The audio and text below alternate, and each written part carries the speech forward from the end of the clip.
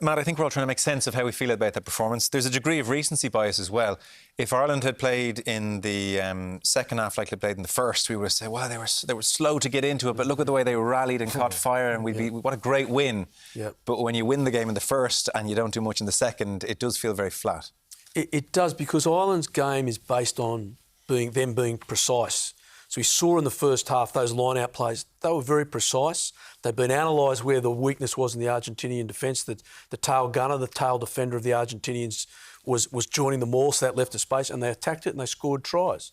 And it also tells us the importance that Ireland place on their set piece. Now, we've known that for years since Joe Schmidt was here. So these boys were coached by Joe even at Leinster. They have the set piece, they have the strike plays, as the boys, power plays, as the boys call them, where everyone's got a role and they know what they're doing. And Ireland did that really well. The trouble when you play like that, or not the trouble, that's not the right word. If you're not precise, that type of play doesn't work. And in the second half, we saw that imprecision come back in. And when you're imprecise at the breakdown, you're imprecise at your line out, you're imprecise in your discipline, that type of play is hard to... It's impossible to get going. And last week we put that down to kind of a ring rust. Does that apply week 2? No, it shouldn't. I think the other thing that applies here, we were waiting for Ireland to break through, and they never did that. So you're feeling a little bit like shortchanged. You thought, right, got over New Zealand, decent start, few tries, got rolling, and then what you want to see them is cut loose a little bit in the second half, isn't it? You want to see some breaks, you want to see some exciting play, and we didn't see it. They never quite got going.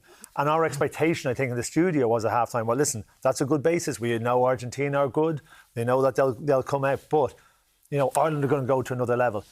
That wasn't the case. Argentina came out with a faster tempo in the second half, and Ireland just slogged along. And you know, for that reason, they didn't score again in the second half. And for that reason, we have this kind of taste in our mouth of, like, we didn't really get to see the Ireland we want to see. And Shane, we've just got to be a little bit careful here we're not disrespectful to the Argentinians. Yeah, for sure. You know, because they're we said before in the quality side, but their best performance and their worst performance is a big gap. And we saw their best and their worst in the one game today. So, you know, the Argentina played much better. They defended much better in the second half. And they were more resilient. OK, fair point. So we've got to give them credit in this, that's part of the story. Process. Yeah, OK.